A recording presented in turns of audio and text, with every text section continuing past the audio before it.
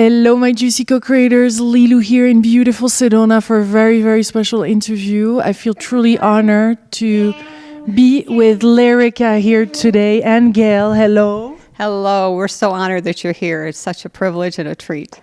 So Lyrica is autistic, right? And she's going to communicate with her board, and she has very special messages to deliver today. And also we're going to communicate on the level of you're gonna share with us how you have been able to communicate and how she's been able to go through such a childhood, growing up. So we're gonna speak about all that. Yes. Quite the story. And Lyrica is nonverbal autistic. She's 39 years old, and the journey has been magnificent, but not so easy at the beginning, especially. Yes. Let's start right away because we don't know how long she's going to be here with us in this interview. So does she have something special to say and to share right now? I know you have this special method to communicate with each other. Do you have anything to say, Lyrica? This interview is not a human event. It is prearranged by the higher authorities of this universe, and I am pleased to show up and do my part. What is your part, Lyrica? I am a master of the forces of nature here in Sedona, and when the gateways open, I am given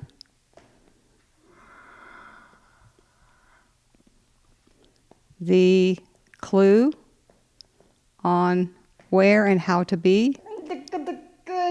And the interesting thing about us, this is telepathy as well as typing, the interesting thing about us is how we don't necessarily do anything. We just stand in who we are and allow the power of divine flow to express through us energetically, and sometimes, like today, in messages.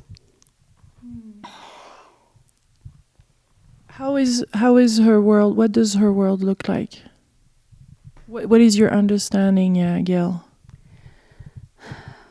The physical 3D world is very difficult. If you could imagine having a nonverbal autistic being who has this immense higher consciousness and high frequency, and then being sort of plunked here on Earth into this body, and so the discord there is huge, and yet they made this choice to come in this way. And particularly for Lyrica, there's been an evolutionary journey here that has captured my imagination, and I hope we can share it today with others and give them hope for a brighter and lighter side of autism. Because the medical model, and certainly where Lyrica started all of this, you kind of get imprinted by what the doctors tell you, that sort of gloom and doom experience. And learning how to evolve out of that into the new paradigm of seeing that they're really here to help us evolve. They're here to take us by the hand and heart and show us what we call the new earth. We don't know what that is, but we know that it's coming. Yeah. Wow. You must have gone through quite a lot as a mother. How did you dealt with that? It was bring her because because I guess it's so different and the vibration is so different that they're carrying, and you have to deal with the physical aspect. So how? It's a dance for sure. Yeah. Kind of that one of those yin yangs, and all I can say is, at the end of the day, we have a really busy day together, and there's a lot of care providing for her in the physical.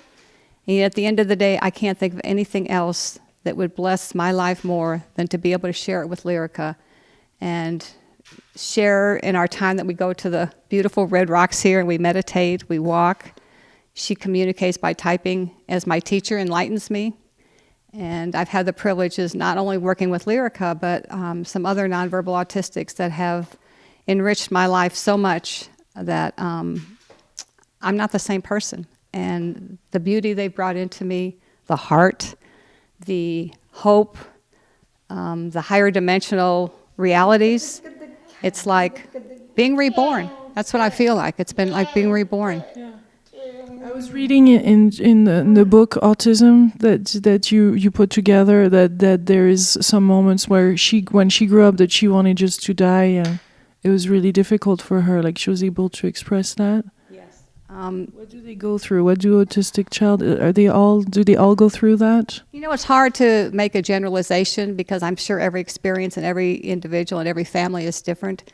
But there's no doubt that, you know, coming in that discord, and disorganization would be another word.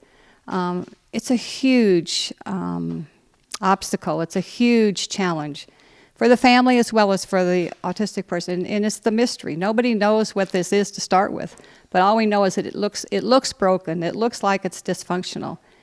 And yet, at the end of the day, and through the years of experience that we've had together, it's anything but that. And one of my favorite mantras that came through during this process of evolution from sort of the dark side of autism to the brighter side is autism is a mystery to be solved as families evolve. And I feel like that's really a key to everything. We can look at sort of the glass half empty, which would be the struggle, and boy, is it there for them and for the families.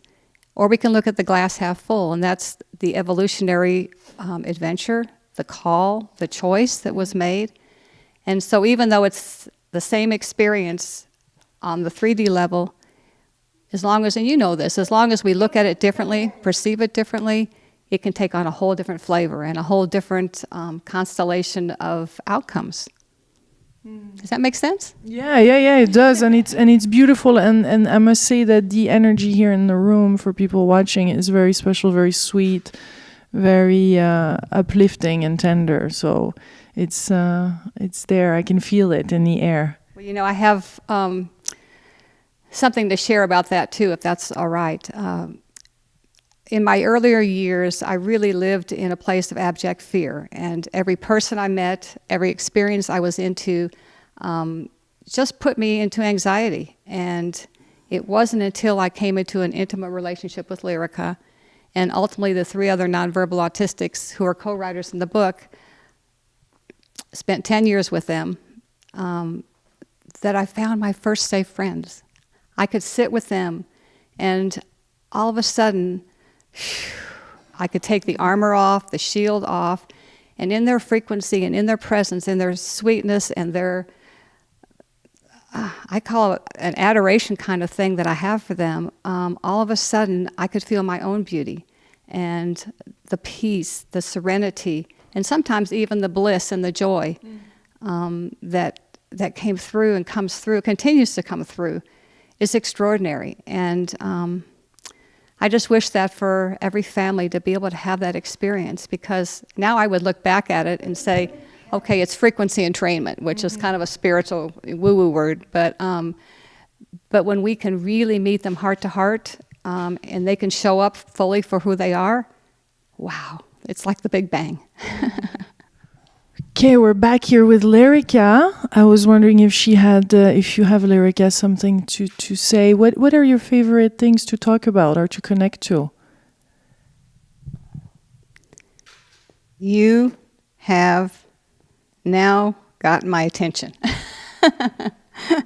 The earlier conversation is a bit old to me. But Lyrica, just realize that some of the families, it's new to them, maybe. I want to speak of the new earth that is happening now. Everyone talks about it, yet few feel its vibration like we do. and I'm talking about my nonverbal autistic brothers and sisters. We gather together in a higher dimensional force field often to confer on what's happening in this earth and its ascension process. And we gather because we have a specific role to play, and that's where my life sits now.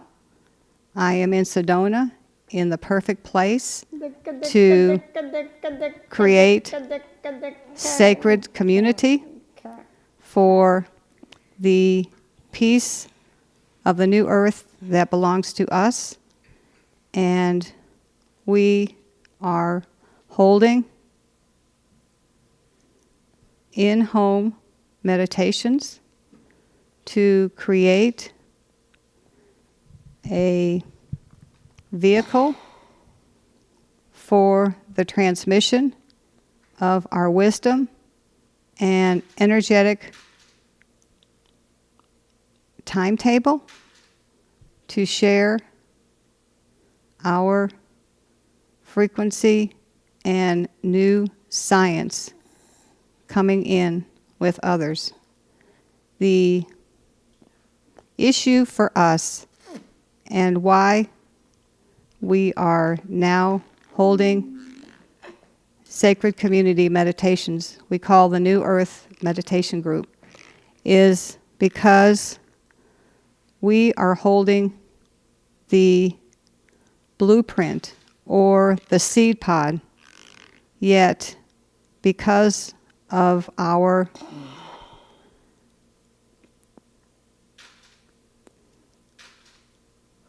form that is not so physically embodied, we need a safe space and loving presence of others more physically embodied to be able to bring our assistance to humanity. And in our group, some of the Sedona meditators are beginning to step up over time to be our translators, bringing in and anchoring to earth these new energies, this new wisdom, and ultimately the spiritual initiations that we have yet to open up to and share. Okay, did I about get it? I love this talk, and I want to say a few more things. In the old way of creation, Mom calls it in the boardrooms of corporations, the way of making things happen used to be by mission statements,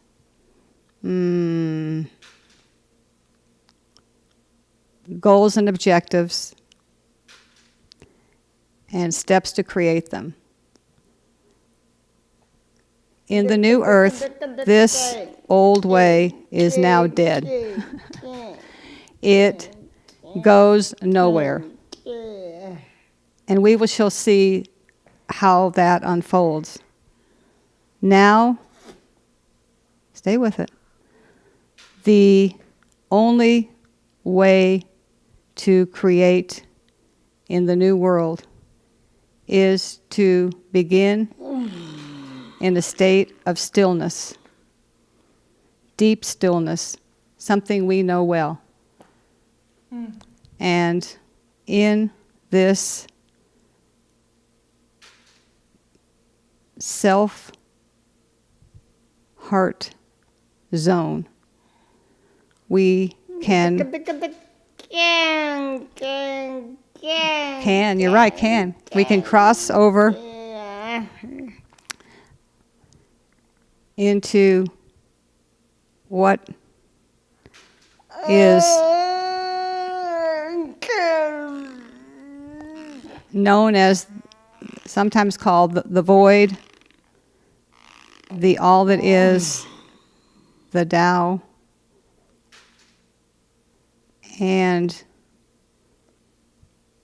in this place of formlessness is where divine creation can flow.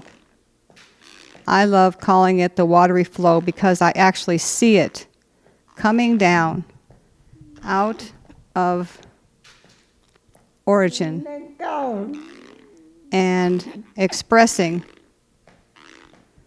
through me or another near me that I can see.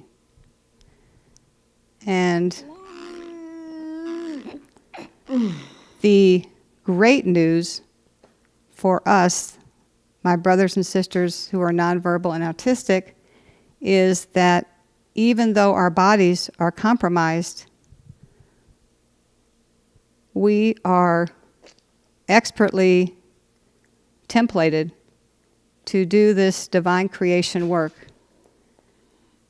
And even those who don't remember who they are yet are already doing this work by simply being in their families and in their communities, because their vibration shifts everything around them. Whether or not people see this as struggle or opportunity, it's still happening. But what if, this is telepathically, we're getting juiced up here, but what if many, many, many nonverbals came together? And I can get it still when she's moving. And organized in the etheric. And we are such experts at telepathy. They are, huh? Oh my gosh. We can ask Lyrica about that one. Yeah, let's talk telepathy. Yeah. How does it work here? Because I know you're typing at the same time. Well, she's been my teacher for so many years, and I thought I couldn't do it. You know, I thought this is something only the autistics can do, because the other three writers in the book talk all the time about telepathy, and they talk together all the time. And I thought, well, that's only for them. But through Lyrica's bravery or courage or whatever, somehow she's clicked, or she's actually rewired my mind or opened up my mind in a way that now it comes in very easily. And it's beautiful. It's you know, this is probably part of the new earth too. Don't you think we're all gonna at some point become more telepathic? We don't need all this, you know, computer technology and all that. We'll just tune into the channels that are on the same frequency as we are, and we'll just, you know, we'll just share, whether it's technology or whether it's thoughts or whether it's emotions. What did you find works best for telepathy? I guess there's some relaxing in it, huh? Just being really in the stillness with them, being that really deep sort of meditative space. Out in nature helps a lot. And you go in nature a lot with her? Yes. Sometimes we stay in the car, but we're still immersed in the nature. What else helps with telepathy, Lyrica? And it's really a heart-to-heart merger. So when you really can accept your child or your adult with autism in a very unconditional way, and regardless of how they're behaving and what kind of chaos they're bringing into your lives, and just know that they are here to be your teacher and to help you evolve. And when you can really get into that heart space and let them know how much you honor them, how much you adore them, how much you have admiration for them.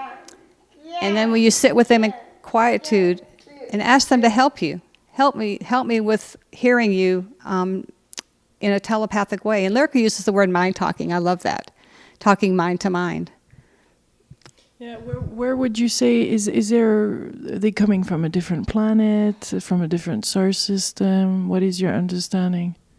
Yeah, I've always said that their autistics are cosmic experiences in an earthbound suit. So yeah, I think ultimately all of us at some point have come from the stars or have star lineage. So yes, I've definitely seen it. I don't make a lot of or pay a lot of attention to tracing that back, although recently she did tell me she was from Lyra, and that kind of surprised me because we've never had that discussion before. But I do feel like that they do reflect the more ascended planets and probably have lineages there. Is there something else that you would like to say as part of this conversation? I mean, obviously it could be for hours, but is there some things in particular regarding our spiritual magnificence? For example, I think that's their spiritual magnificence. You got it right the first time. Ours and theirs. It's the tandemness, the togetherness. There's a particular chapter in the book that's in the first part that's called Autism Teachers, and it was written by 4 nonverbal autistics, and they go through each one of their multidimensional gifts that are just natural to them. It's like I say, how do you do that? And it's like Lyrica just said earlier, it's just who we are, and it's just our state of being. They don't do anything. It's just they just know, and they just are, and they just be.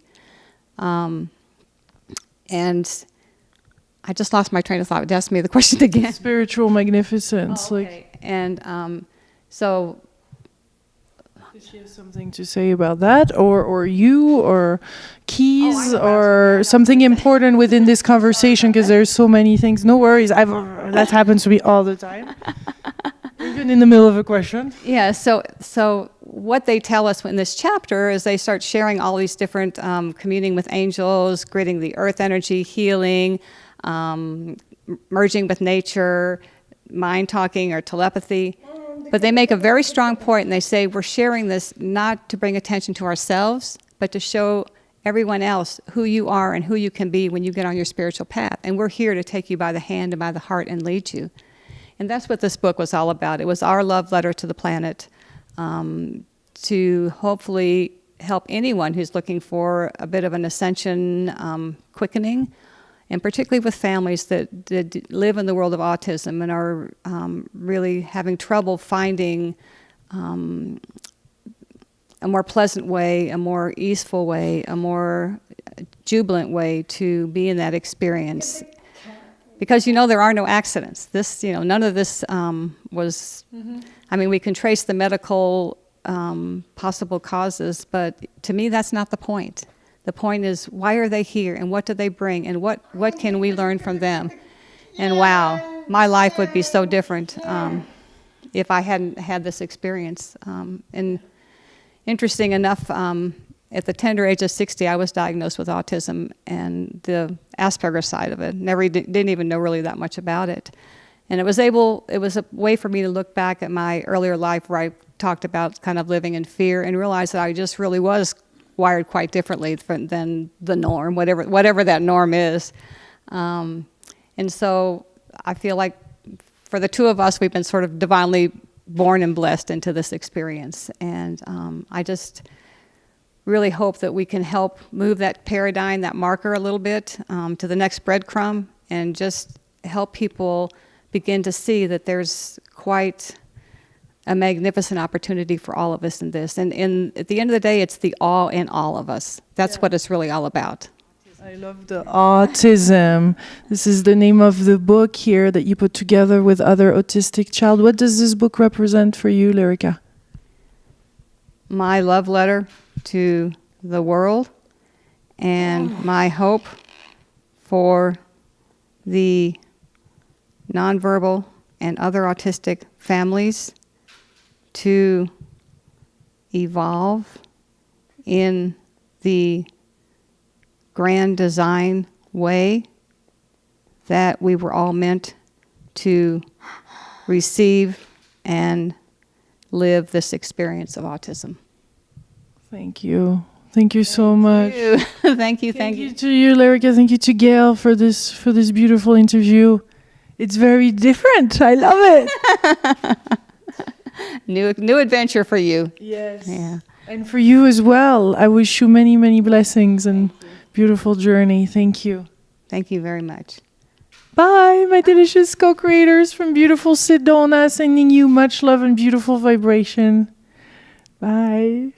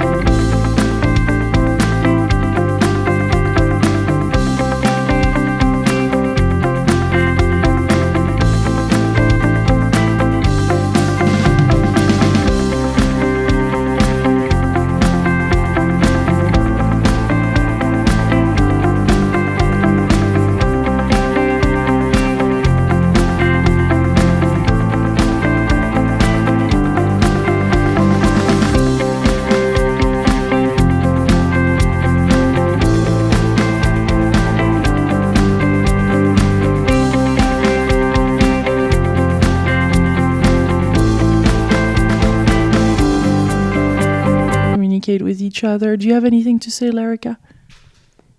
This interview is not a human event.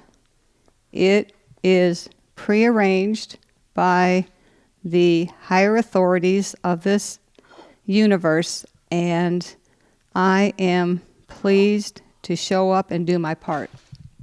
What is your part, Lyrica? I am a master of the forces of nature here in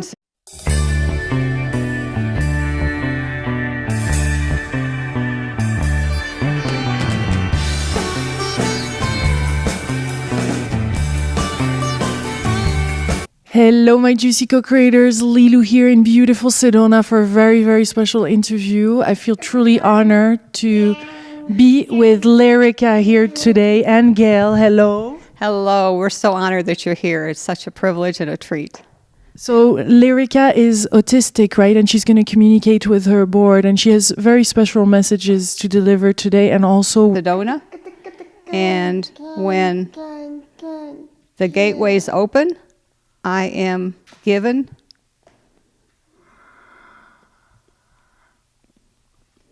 the clue on where and how to be. And the interesting thing about us, this is telepathy as well as typing. The interesting thing about us is how we don't necessarily do anything. We just stand. We're going to communicate on the level of you're going to share with us how you have been able to communicate and how she's been able to go through such a childhood, growing up. So we're going to speak about all that. Yes. Quite the story. And Lyrica is nonverbal autistic. She's 39 years old. And the journey has been magnificent, but not so easy at the beginning especially. Yes. Let's start right away because we don't know how long she's going to be here with us in this interview. So does she have something special to say and to share right now? I know you have this special method to... And in who we are, and allow the power of divine flow to express through us energetically, and sometimes, like today, in messages. How is her world? What does her world look like? What is your understanding, Gayle? The physical 3D world is very difficult.